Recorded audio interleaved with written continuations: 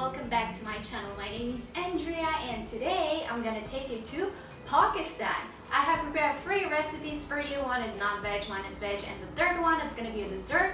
But before we get started, of course, I'm gonna give you some cultural background regarding Pakistani food. So let's get started. Pakistani cuisine is actually a blend of 2 cuisines, which are Indian cuisine and Arab cuisine. As a side dish, they are using the famous naan or another type of flatbread or rice, because we're still talking about South Asia, so they are eating a lot of rice. And they eat a lot of meat, so they use fish in their dishes, they use beef, they use chicken, and it's very difficult to find something non-veg. Depending upon the region, the food can be very spicy or less spicy, and usually the Pakistani food is pretty oily. So it's not that much to say, since Pakistani cuisine is so similar to Indian and Arab cuisine.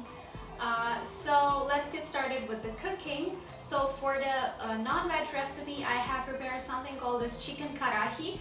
Karahi is the name of the vessel, is kind of a South Asian wok, I would say, because it's used in other South Asian countries as well. So we're gonna make this chicken, which contains different parts of the chicken, and it has a lot of spices, and it's super delicious and flavorful. So let's get started. For this recipe, we're gonna use a mix of chicken parts. So I have 2 drumsticks here, 2 chicken thighs, and 2 chicken wings, 500 milliliters of freshly blended tomatoes, 1 onion finely chopped. Here I have some whole spices. I have 1 teaspoon of cumin seeds, 1 teaspoon of coriander seeds, and 1 teaspoon of dry fenugreek leaves. And I have 1 whole red Kashmiri chilli, and 1 teaspoon of garam masala, half a teaspoon of turmeric, half a teaspoon of chili powder, and a pinch of black pepper. And here I have 1 teaspoon of garlic paste and 1 teaspoon of green chili paste.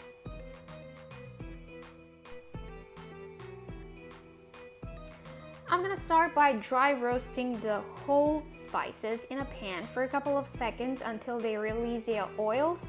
Make sure you won't burn them. And now I'm gonna finely grind them into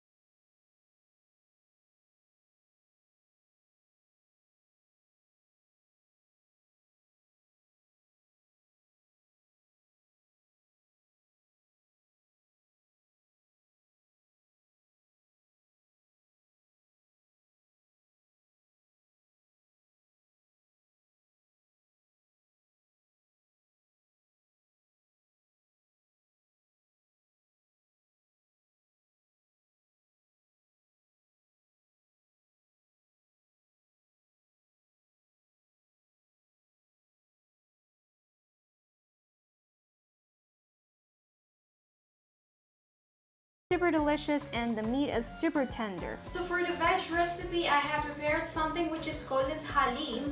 Haleem is an Arab soup. It's typical for the Arab cuisine, so it is not only typical for Pakistan or South Asia. It's eaten in the Middle East as well. Typical for this kind of dish is the fact that it contains a lot of pulses and grains. And alongside with that, it has either beef or chicken, depending upon the region and depending upon the country. But today I have decided to make it veg because it's very delicious like this as well. So I have added a lot of pulses and grains, and it's super thick and extremely flavorful. So let's get started with the cooking.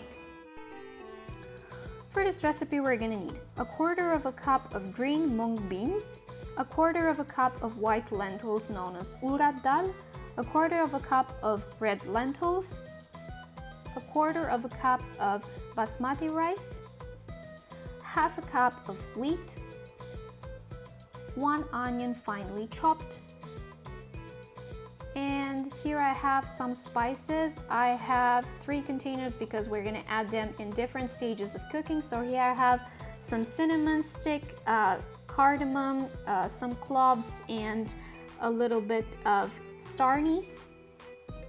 Here I have 1 teaspoon of garam masala, a little bit of mace, 1 teaspoon of cumin, and a little bit of nutmeg, I think 1/4 of a teaspoon. And here I have 1 teaspoon of red Kashmiri chili powder, a pinch of turmeric, and 1 teaspoon of coriander. And here I have 1 tablespoon of ginger garlic paste. I'm gonna start by adding all the pulses and grains into the pressure cooker. I have washed them well before that. If you don't have a pressure cooker, you can use a normal pot. Make sure that you just soak them at least 5 hours in advance if you don't use the pressure cooker. I'm gonna add some water and the whole spices. I'm gonna let it boil for 30 minutes. After 30 minutes, it looks like this. You can see that it's super thick. So I'm just gonna blend it very well with a blender. Then I'm gonna cook it together with the soup base. So for the soup base, I'm gonna add the onion into a pan. I have added, I think, 2 tablespoons of olive oil together with some salt. Let it cook for 5 minutes. After 5 minutes, it looks like this. And now it's the time to add the ginger garlic paste. And I'm gonna let it cook until the raw smell would disappear for about 1 minute. And then I'm gonna add the spices, the coriander, chili, and turmeric this time. Now I'm gonna add the grains, which I have blended well with the vertical blender. I'm gonna mix everything well. I'm gonna let it cook. I have added a little bit of water. You can add as per your taste if you want it thick or if you want it less thicker. So this is how it looks like after I have boiled it for about 10 minutes. Now I have added the final spices, which are garam masala, mace, and nutmeg. So I have boiled it for 2 more minutes. You can see that it's super nice and thick. And this is the final result. I have served it with fresh coriander and with browned onions. It's super thick and super delightful and creamy. And you can serve it with lemon wedges along. So for the dessert, I have prepared something called this kheer. Kheer is a popular dessert in South Asia, so it's not necessarily typical for the Pakistani cuisine, but it's eaten there a lot as well. So kheer is actually a rice pudding which is flavored with cardamom or rose water depending upon the region. I have chosen cardamom for today, and it is super thick and creamy, and I love it. It's one of my favorite South Asian desserts. So let's get started. For this recipe, we're gonna need 1 liter of cow milk, 100 grams of sugar,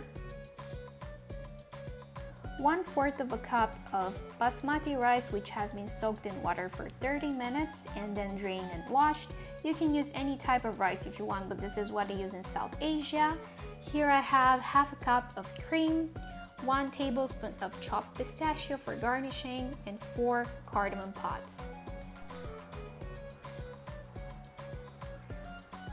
I'm gonna start by adding the milk to a pan, and I'm gonna let it boil together with the cardamom pods. So now it's close to the boiling point. Now it has started to boil, and now it's the perfect time to add the rice. I'm just crumbling it a little so that it will have a thicker texture. You don't have to do this, it's optional. So I have added the rice. I'm gonna let it cook for about 10 minutes or until it's cooked. So you can see that here it's cooked, it's nice and mushy. So after the 10 minutes, I'm gonna add the sugar, and I'm gonna let it boil for 5 to 10 more minutes. So after 5 minutes it looks like this. I'm just gonna slightly mash it with the fork so that I'll give it even more thickness and texture. So this is the final stage in which I will add the cream. In the last 2 minutes, after adding the cream, I'm gonna cook it for 2 more minutes, then it's gonna be done. So my kheer is ready. Now I can let it cool down and I'm just gonna serve it. So my kheer has chilled in the fridge for about 5 hours. Just look at the texture, it's so creamy. It shouldn't be very thick, but at the same time it shouldn't be very runny or liquidy. So this is exactly how it should look like. At least this is how I like it. So that's it guys, thank you very much for watching and I really hope you enjoy this episode and the recipes that I have presented to you. See you next time with another country and with another episode. Bye bye!